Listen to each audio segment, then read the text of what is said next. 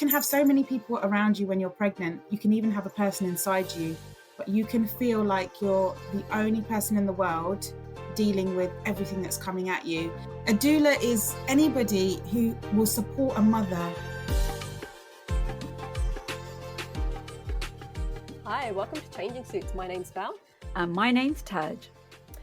On this week's episode, we wanted to discuss a bit more about our own pregnancies, but also the services that are out there. So this week, we've been graced by the presence of Navrup Kaur, who is the founder of a platform called SikhMum. But she also wanted to explain another role that she's taken up. And the fact that I don't even know what this role is, I'm going to let you explain, Navrup. What do you think about that? Firstly, before we do that, though, could you introduce yourself and give us the long list that you gave me before of I do this, I do this, I do this, because you sound like a very busy lady, and I had small Post-it notes, so there's only so much I can get down on there. So, Navrup, can you introduce yourself, please? Hi, everybody, and everybody listening. My name's Navrup Kaur, and I manage a platform called SikhMum, which I started around 13 years ago. It was literally just an opportunity for me to share what I was doing with my daughter. We were the only practicing Sikhs in the town that we lived at the time, and there wasn't really anything going on for children where we could encourage, kind of Sikhi in any kind of way. So when Gurpurbs would come, when, Christmas would come, when Easter would come, it was all about me trying to give my child a balance. And so I started putting it on social media with a closed account, I should say. And then over time, people just started saying, oh, I've done that with my child. I've started doing this with my child. I'm doing cards with my child now. I'm doing outings. And then my husband launched his own, platform, which was Sikh Dad. And can I just add here, we've had the presence of him on our podcast when we first started off, and he does a lot of work in mental health. So a big shout out to Gurpreet Singh as well. Now you can continue. He loves you guys. And so a lot of people were saying, well, he's Sikh Dad, you should just become Sikh Mum. And so after a while, I thought it was a bit like cringy at first, to be honest. And then after a little while, I was like, okay, maybe I should do this. There are so many people who are contacting me on a day-to-day basis. Maybe I should open it up. Maybe there is a need for it. So that's what I did. I opened up my account. I branded it a little bit so people could really identify with it a bit. And then I started creating resources.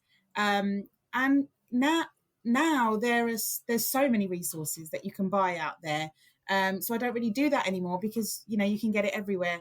But I continued to share my journey around my pregnancies, breastfeeding, my mother-in-law, my sister-in-laws, all the issues that were coming, weight, colorism, all the things that were coming up for me from my childhood, me and my daughters that I had then, and, now sons as well.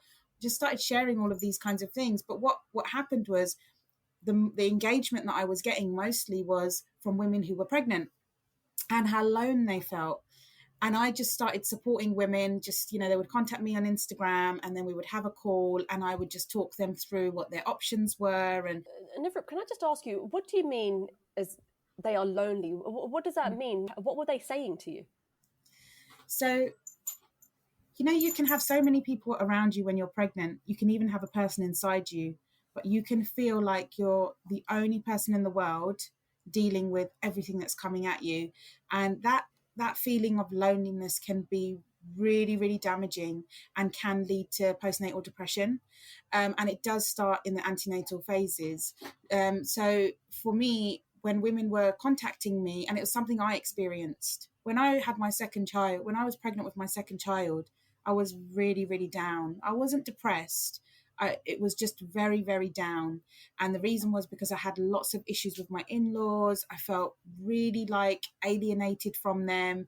I felt like they were infringing on my space. So there was lots going on for me and I couldn't really talk to anyone. When women go through this, this might sound like a really silly question and this might even sound sexist. Is it the hormonal aspect that is causing these issues then to look bigger than what they were before? They may well be big, but magnify, that's the word. Magnify those issues even more. That's a really good question. And I probably would agree that I think that there's a role that the hormones probably have to play, because there are a lot of things. But I truly believe that when something comes up for you, the divine is wanting you to deal with it. And so for these things to come up at that time, for me especially, was because I needed to deal with that in that moment, so I didn't have to deal with something worse later on. I had a doula at the time. See, that when I found out that you were a doula, I was like, that's very posh. I didn't know what it was until I lived in Norway, where it was a very common thing to have doulas. What Yeah. is a doula before we A carry doula on? is you and me. A doula is anybody who will support a mother during pregnancy and birth and post birth. It could be anyone. And if we look back in our history and our lineage, and you just go home and you speak to your mum and you speak to your grandma, they will call a doula a dai. Okay. So a dai is basically like a midwife, but we don't come from the medical side. We don't look at the medicalized side. We have the understanding, and we've done training and a little bit of the physiology of birth, but ours comes from more about intuitive, divine connection with the mother, having that with the child and the body, so they can follow what their body is telling them they need to do. Now, if you think about back in the day, when our mums well, maybe not our mums, but maybe our grandmas and beyond, when they would go and have a baby, they did not have loads of machines. They did not have loads of doctors checking this, that, and all of these kinds of things. All they had was intuition and connection with their body to know what they needed to do, to know how they needed to do it, and the day was there to support them. Just so I've got it clear in my head, a doula is more, it's emotional and spiritual. Is that the correct way of putting 100%. it? Yeah. So mental health side of things, you would say. Mental health, we support mental health side of it. We also we have an understanding of physiology of birth as well, so we do know how to guide them, give them all the options. The challenge that we have is that the NHS services are under a lot of pressure, and when there are budget cuts, the budget cuts always start with maternity services, because it's a women's service. Unfortunately, we live in a patriarchal society, and therefore they will always cut from there first. But that's really interesting you've said that, because any service area will be like, oh, they cut from mental health services, which we're well aware of. Why do you say that they cut from maternity services first? I hadn't because been it's aware of something that. relating to a woman. They will always cut somewhere where it relates to women, because women are not a priority. And I really, really believe that. And funnily enough, when I was in labour with Gobind, it was with Sahib, sorry. I was going up and down the corridor. And I just had this like intuitive moment where I just like in between like a surge, and I just turned to the, the desk that they sit at, all the doctors, and they're writing their notes, and the midwives. And I said, I love you guys. And they all looked up at me like all stressed and overworked and underpaid, and just looked up at me. And I went, I really do, because I know that you're overworked, underpaid, and you're always getting cuts and you never get bonuses. And one of the midwives got up and said, thank you so much for saying this. Thank you so much for saying this. Nobody recognised this. And I said, I recognise it. I know. And I'm about to give birth, and I still recognised it. and the doctor stood up, and doctors are well paid. Doctors are well, and even the doctor stood, like, the doctor said to me, thank you for acknowledging that, because it is always maternity services that loses out. And because of that loss in funding when it comes to maternity services, it might not just be like a chunk of money, but it might be like, you can't go on X amount of trainings, or we're not going to invest in maternity services as much as we should. And that's where the loss comes for women. And what's happening over time is there's a conveyor belt system when it comes to women. They just want them in and out. And how's the quickest way to get them in and out? Induce or cut them open. But that's it, isn't it? In our parents' times, they used to stay in hospital for quite a while. Now it's like, have the baby, right, get out of here. Have the baby, get out of here. So I it has actually reduced. agree with that. I actually agree you shouldn't be in the hospital for too long, because I think that there is energies around a hospital that are not positive. Okay. And so I think being at home, having a baby at home is the ideal thing if your circumstances allow, right? Being in a hospital for too long can actually make things worse. And so when you get home and you start your routine, that could be a positive thing. But just going back to the work of a doula, the work of a doula is to really understand all of these things. So I'm constantly reading papers around maternity. I'm constantly reading, studies that are being done. So when, and also like statistically what's happening in terms of, the racial disparity, when it comes to baby loss and mother loss and baby trauma, when it comes to Black and Asian women versus a white woman.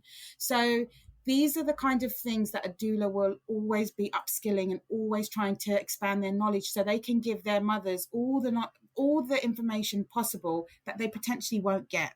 You said so how many doulas are there of you out there? I love how you put how that. Many of your kind are there?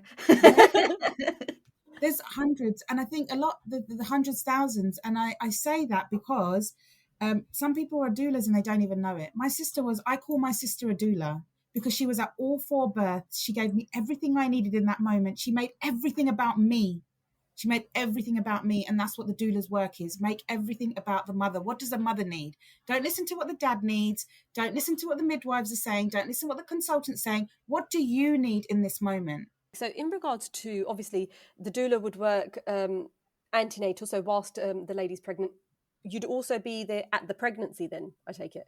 At the birth? At the birth, sorry. You'd be there at the pregnancy. That takes 9 months. That's the job. Sorry, at the birth as well. Yeah. So it depends on the kind of package that you take out with a doula.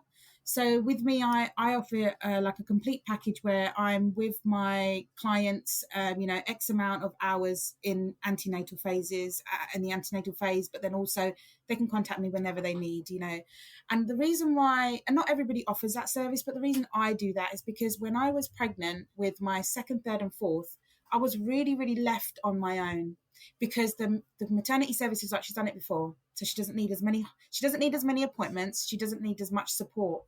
But I felt I needed just as much care as I needed in my first, but I didn't have it.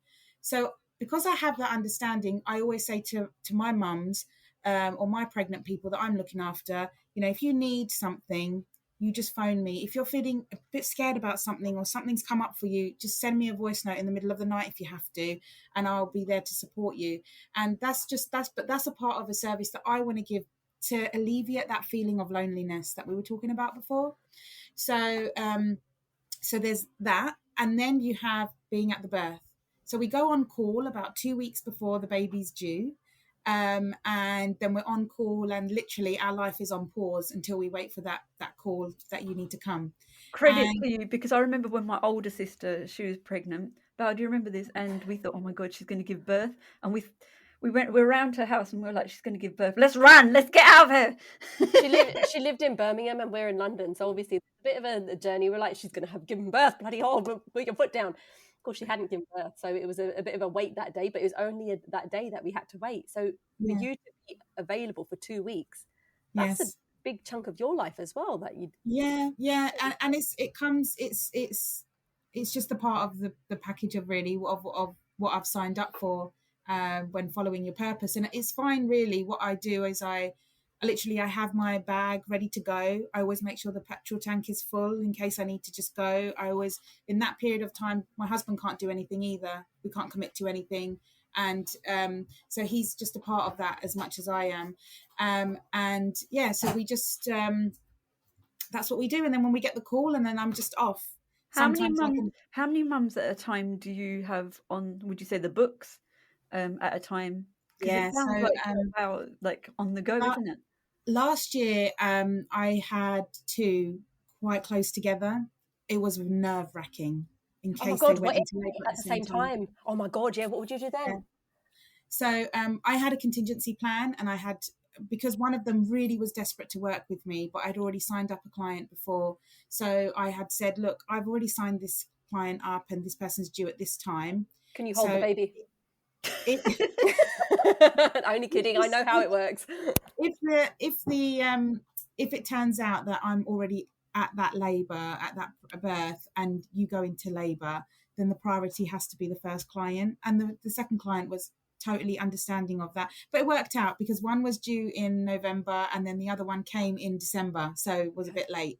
So So it worked out she well. did hold the baby. Well done her, because that's not an easy Yes. feat. Can we go back because I think obviously we talk about mental health a lot within the podcast, looking at different topics, and I think the loneliness that you've described that people feel, and we'll talk about postnatal as well, because obviously that's a massive thing that's always spoken about, but the antenatal, is it called antenatal depression? I don't even know. Is that, I don't know if that's a thing. Yeah, antenatal depression. So it Okay. starts in the antenatal phases. Yeah. Okay. So with your clients, do you, obviously our podcast focus on South Asians, but do you work along all communities? Yeah. Yeah. You do? So yeah, and it's funny how majority of my clients have all been of the South Asian background, but I have supported other non-Asians and South Asians, and it's funny because the issues are all the same. Oh, that's interesting. That's exactly what my question was going to be. Yeah, and the challenges are all the same. They may be in a different form, but they're all very, very similar. The fears are the same, and a lot of these fears actually just they come from external places. So What are the fears then? that you're not going to be good enough, that something will go wrong, that you're not going to get the support that you need. All of these kinds of things that you won't be able to birth. You're not going to be able to do it. And all of these things I feel have come from this external voice, this very, very white, patriarchal male voice that is just screaming at women everywhere that they go that they're not good enough. And even in birth, the thing that we can do that the other sex cannot do, they're still telling us we can't do it. And I talk about this when I do my antenatal workshops with women, where I basically talk to them about, let's think about all of the times when you've watched a woman give birth on TV, and I give the example of Friends, when Phoebe's giving birth, or when Rachel gives birth. One, she's laying on her back, she's got her legs in stirrups, she's screaming her head off, she's headbutting someone, she's sweating. For me, I just think these are the kind of images that and videos that our children are looking at, our daughters are looking at and thinking, this is what birth is like. Oh, I'm God, not that's true. I've not thought of that before. I find that's a really good point, because when I had my first child, I started going to antenatal yoga, and they were like, well, if you turn around and do the breathing exercises, you're actually supposed to be on all fours, and that is actually the best way to give birth. And I was like, hold on, you're exactly right. That is not what we're seeing on TV, or not what we're hearing. No. And again, I haven't spoken to my mum about, how did she give birth and all this sort of stuff. We haven't had that conversation. So that is a really good point. Even when you watch like shows that are meant to be pro women, pro birth, like One Born Every Minute, that's not the reality of birth. I've seen women, I've experienced myself, give birth in complete silence. Oh, well done, where there's you. just We went silent there thinking, how did you do that? Oh, so that's pretty good. there's just complete and utter serenity and connection with one's body and divine self through the child, and that is a releasing hormones from the brain into the body and the bloodstream that are natural pain relievers, which is why a lot of women which is why when I work with women, that's what I'm doing. I'm connecting them with their body to understand that they can release these natural pain relievers that your body has created, that the divine has created within you, and you can activate them yourself, therefore not needing any pain relief. If you need it, you need it. I've had it. We've all had it. But there is other ways. And I've been with women who have done exactly that and had the most, I just put on yesterday on my post, one of my first ever clients that I had when I first started out, and she phoned me from the delivery room. Her husband was like, get off the phone, and she'd just given birth, and she was like, I want to do that again. Oh my God. Do that again. I've not met anyone like that. Because good honor. I was able to do that. That's how birth can be. It can be so beautiful, but you don't have a belief in that because everything you've watched growing up, everything you've heard growing up is that birth is nasty, it's dirty, it's going to be yucky, it's painful, my body's going to be ripped into two, all of these things. That's not reality of birth.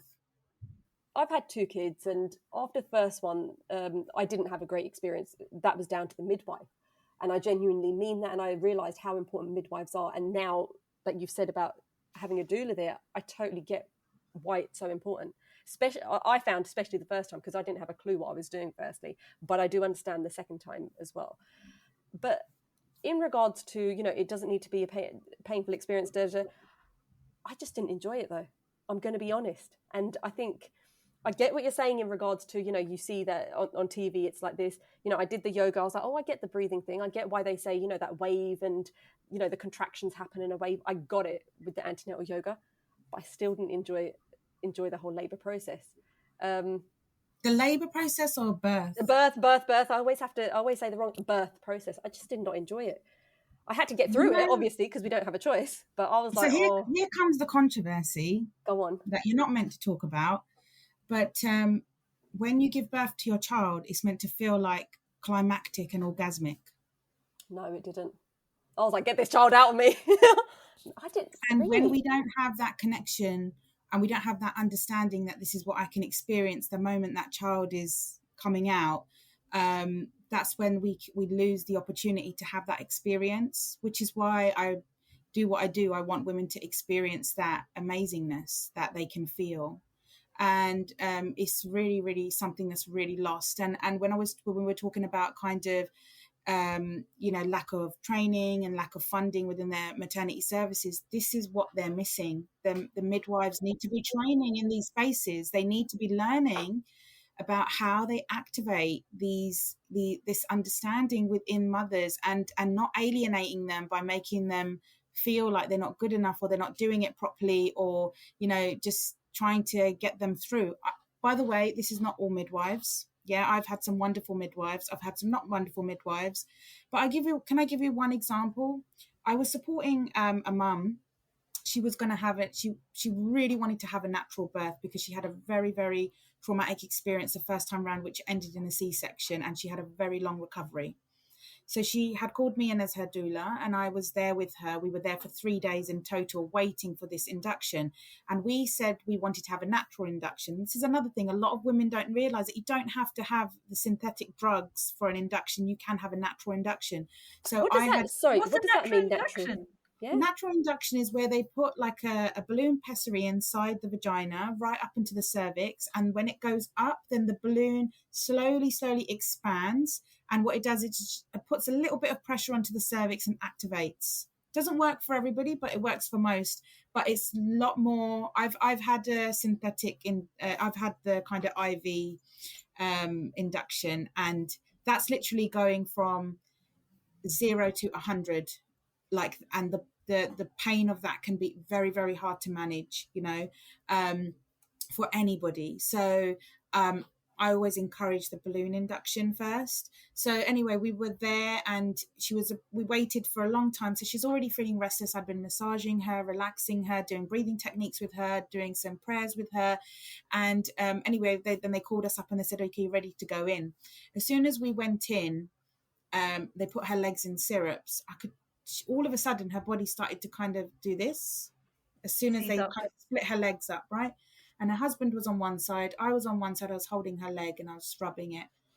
And as soon as the consultant came in to just kind of just push the pessary in, she just closed up her vagina, just like this, and her legs, and I was holding her leg, but her leg went locked like that. And straight away I knew this person's been sexually abused somehow. But no one else in that room was able to pick up on that. And that's the training that they're missing. They should have been able to pick up on that. Then and I basically whispered in her ear and I said, are you okay? And she said, I can't do it. And I said, are you sure? And she said, I can't do it. And then I said, let's have a break. And her husband was there. He was on the phone with the mother-in-law, and they were like, the mother-in-law was like, you can't do it. You can't do this. You can't do any of this kind of stuff, blah, blah, blah, blah, blah. And the husband was like, why can't you just get on with it? Da, da, da, da, da, kind of thing. What? And, yeah. And he wasn't saying it in a mean way, but he was putting so much pressure on her that just get it over and done with. He'd been waiting a long time as well. I'm sorry. Okay. One thing I did say to my husband before I gave birth was, I don't care how you feel. There is a baby coming out of me. It's about me. I can't. Yeah. He actually said that. Yeah. I hope you Yeah. slapped him. No, I'm joking. Obviously, Um, professionally, that's not how doulas work, I'm sure. and it's you want to sometimes. Yeah. So and then in the end, I had to then they tried again. They tried again because she was like, okay, I'll try again. Bless her. She tried again, and she just, as soon as that pessary went anywhere near her vagina, she just literally just locked up again. And then the consultant turned around and said, "This is not fair on me, and this is not fair on you." That's And I not. was Oh like, my God. I couldn't believe and it was unbelievable. And then when the consultant walked out, then I walked out and I said, the midwife was behind me and said, has anyone picked up on the fact that there's been some sort of sexual abuse happened here, and that's why this person doesn't want anyone going near their vagina? And the midwife was like, oh, yeah, oh my God, yeah. And then the consultant, who's the person getting paid the big bucks, literally was like shocked, didn't even think of that. And again, silly question perhaps. How did you pick up on it? The Intuition. Okay. You could see it from the body, but also the intuition was telling me this person is not comfortable. Then afterwards, when I spoke to her, when we went back to the room and we talked about it, and then she didn't say that she had been sexually abused, but she said even when she's sexual with her partner, it's challenging. She doesn't like anything down there. And her husband was there and he said it as well. He said, like, we struggle. And so I think these are the kind of things that are missing from maternity services, but a doula will pick up on, because they are looking for those things. They are looking to what is happening with this person, So do you, on that point then, do you work with the partner as well then? Because obviously you've had that conversation with the husband. Or how does it work? My dream client is the client that brings their partner to all of those appointments that we have and is there, and we're a team of 3 doing what we need to do for that mother. And I'm really lucky, actually. I've had a few of those births where I've experienced that. I've had the ones where we've had a really, really good relationship in the lead up to the birth, and as soon as the baby's there, the partner doesn't want me anywhere near the baby. I've had... Why is that? So yeah, that's a bit... Yeah, we're like, why? What happens with this? Is you've done your bit, get out of here. Why does it... Yeah, it's a territorial thing. It's like, if you think about the animals in the wilderness and protecting the child, and they don't want any outsiders there, and I think it becomes a bit like that. Maybe there's a bit of childhood trauma there themselves, or something else going on. Didn't know there was so much involved in this. It's a massive exchange of energy, which is why I charge for what I do. Yeah. In regards to the whole process, I can see how, when you said that intuition, once you said it, I was like, yeah, that makes sense. Because one time that I love sitting down, I don't like sitting down with many people because I'm not a people person, but I do sit down with people that I know that have just had a baby, and it's a different experience. And you're right, it is the energy exchange, and it's a very personal experience. And if you've never done that, I always think this, you've really missed out on an opportunity, because that is the one time that any woman will be very open in how she went through the pregnancy and what her emotions are like. It's an amazing time. And that's obviously postnatal, which we'll discuss in a bit as well. Some of the women that I have supported, not necessarily been at their births, maybe on a phone call while they're in labour, but mostly supported them antenatally. They're some of my closest friends, because once you experience that intimacy, it's really, really hard to kind of switch off from it. Sometimes you have to, because but some of them have become some of my really, really close friends, and I've been there for their other births, and and also the connection with the child, because I always say it's the child that brings me into the life of the mother. So it's the connection is not actually with the mother, the connection's with the child. The child's calling me to come and protect the mother. So that's how I feel I work. It's not actually a connection with the mother. It is on a different level, but that soul that is inside is the one that is yearning for me to come and support that mother so they can arrive safely. Oh, that's a beautiful way. I love that. That is really beautiful the way you put that.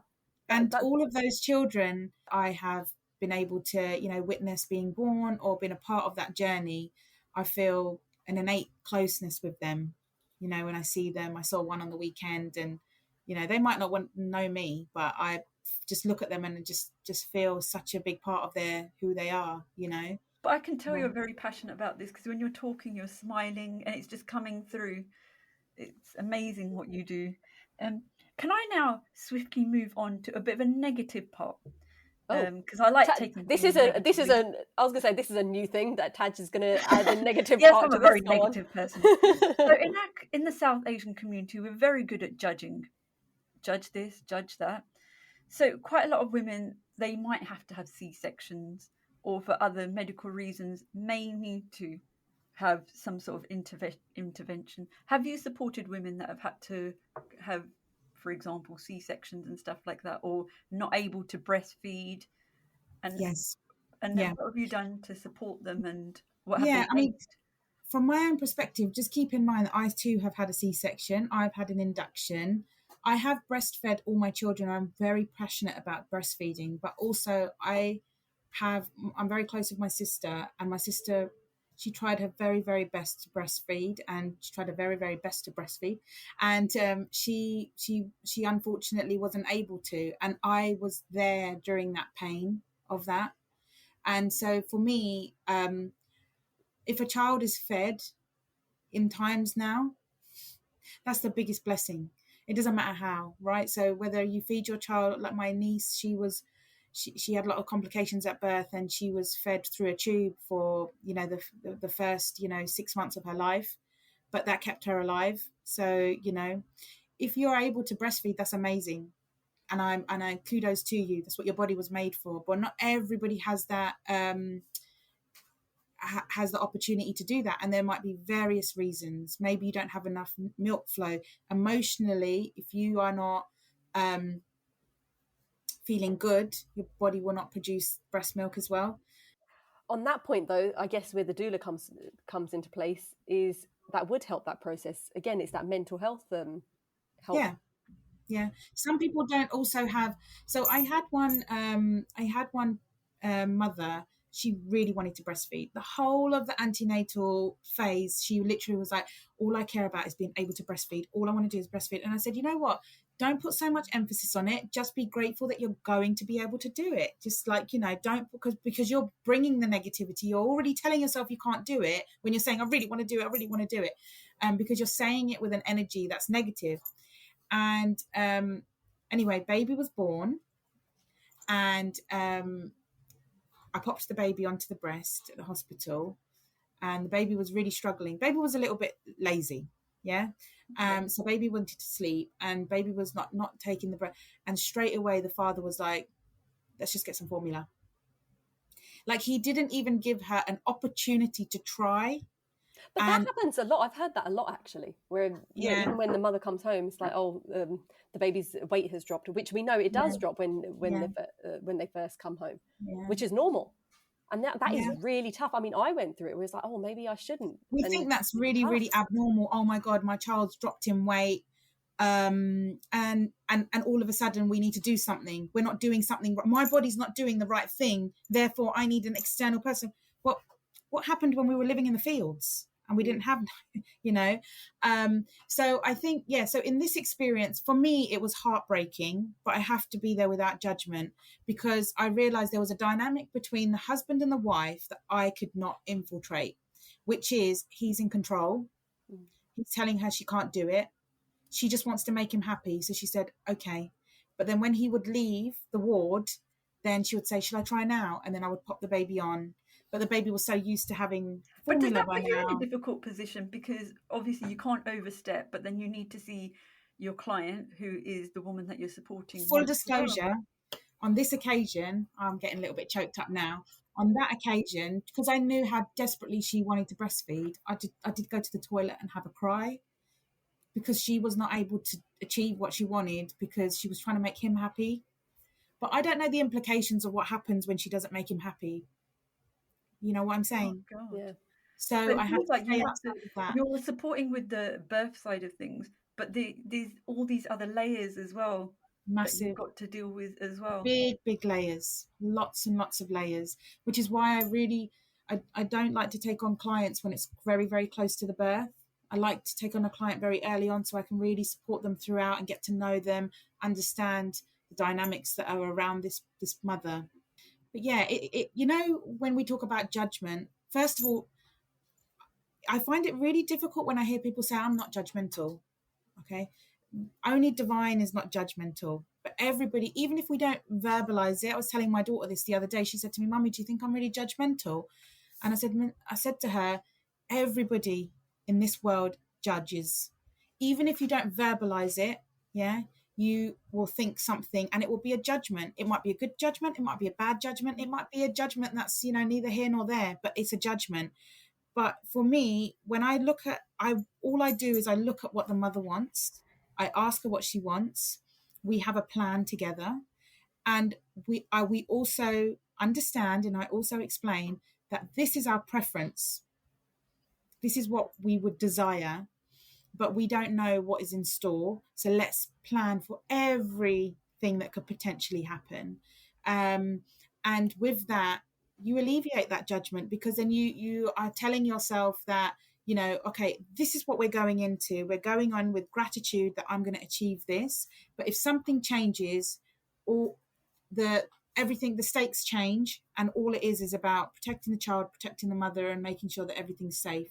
So when it comes to emergency C-sections, so there's different types of C-sections. First of all, there's elected, and then there's crash, and then there's a critical. Yeah, so I had a critical one, crash C-section, which is where they have to get the baby out immediately, because the baby's in trouble or the mother's in trouble. Then there's one where they need to do a C-section, but they can wait a couple of hours before they do it. So baby's still safe inside. And then there's one which is you are not in labour and you are booked in and you're going to go in and have it on that day. So when you are in a situation where it's a crash C-section, you don't have time to think. Like I was labouring for 3 days at home and then 19 hours in the hospital. I reached centimetre 8. I actually could have started pushing at centimetre 8, but I didn't know that at the time. Yeah, I was going to say 8 is quite close, isn't it? After 7, they're like, oh no, because I remember with mine, I got to the hospital at 7 centimetres, and they were like, no, you can't take epidural. The second time I was like, just give me the epidural. But they were like, I had C-sections. I had C-sections both times, and I don't think I'd want to do it the natural way. It sounds too much. But now I'm just thinking with what you said earlier, Navrup, I get what you're saying. I mean, naturally, if we don't scream, because that is energy that we're using for the screaming, it totally makes sense. Perhaps it would have been a different experience. And that, I'm getting the whole doula thing, because emotionally, if you're there and you understand the whole process, because when you're about to give birth, it is go, go, go. I mean, I had a plan. I wanted to do the home birth and obviously in the bath and all that sort of stuff. I was like, the contraction started. I was like, get me in the hospital. I think this baby's coming right now. So whereas if there is another person there, it does calm the situation down. The biggest challenge that I have is that most of my clients that I have, they come to me after they've already had a baby. So what they've done is the first time round, they are kind of like, oh yeah, I'm going to do this by myself. And then they have a really bad experience, and then they want someone to come and support them. With me, I would love for women to just kind of invest in themselves and go, I need support, any kind of support. It doesn't have to be doula support, any kind of support. I'm going to give myself the best possible chance to have a blissful birth first time round. For me, I have a bigger goal. If more women are birthing in bliss, they'll want to have more children, as opposed to going, after 2, I'm not having any more, which is usually what's happening now. That's not going to happen if every time we're giving birth, it's like an awful experience. So if we're birthing in bliss, 1, we'll want to have more children and experience that bliss. And number 2, when you birth in bliss, you're birthing without trauma. Trauma you'll hold later on, but trauma that child has been exposed to, which comes out later on with mental health issues. If less children are birthed in trauma, the more chance that we've got of society to be powerful. So there's a lot to it. I have an agenda. That's my agenda. Oh, that sounds interesting. Heal the world with every single birth. Like I said earlier, I'm quite open in saying when I don't understand something, I just don't get it. But now at the end of this podcast, I'm like, I get it. It totally makes sense with everything that you're saying, mental health wise, just the whole experience. And I get it. And it's everything starts with the woman. Yeah. Everything starts with the woman. It starts with the woman, it ends with the woman. But we don't give her the opportunity to experience her power. Nowhere in society do we do that.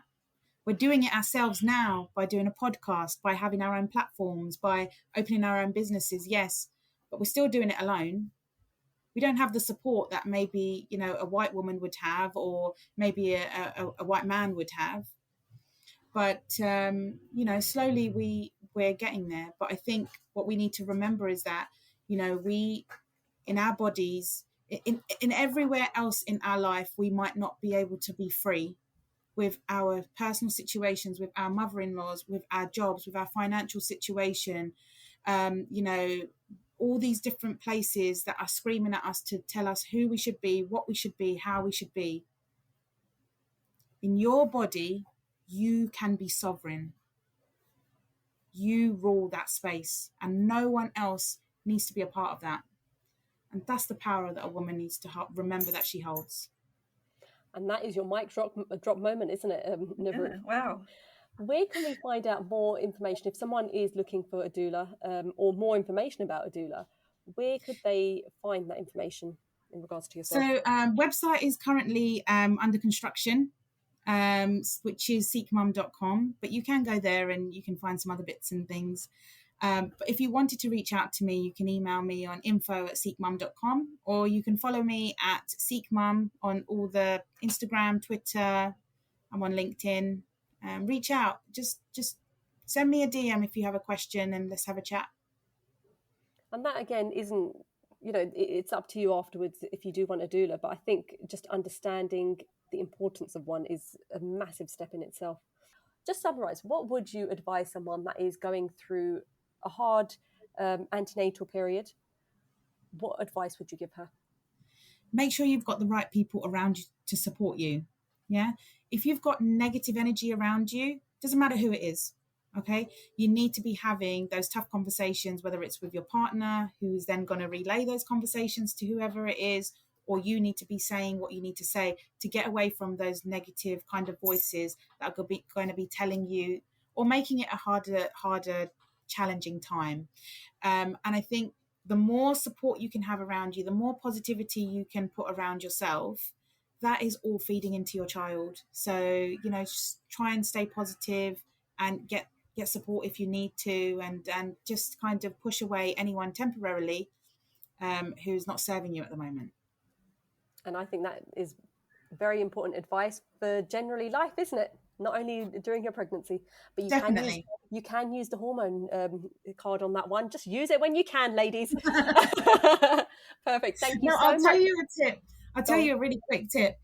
We could do the goodbye bit in a minute, so you're going to have to cut that. Damn it, why did you say it? I'll have to cut that bit. I'm going to cut that now you said that. My sister-in-law in New York, when she had her children, I wasn't even married then. I wasn't even like a practicing Sikh or anything. But she said to me once, whenever I need to get away from something or someone, I'll just say, I have to breastfeed the baby. Yep. And she used to just walk away. Fair enough. So that's the best advice she gets. She didn't even know she was giving me advice, but it was the best advice. So use the baby. I mean, yeah, why not? Why not? Agreed. Perfect. Thank you very much, Navrup. It's been an absolute pleasure having you on and understanding what a doula actually does. And like Navrup said, if you are interested in any other information, please do get in contact with her. Thank you for having me. That's goodbye from me. And goodbye from me. Follow us on Instagram and Facebook, changing_suits, and subscribe so you never miss an episode.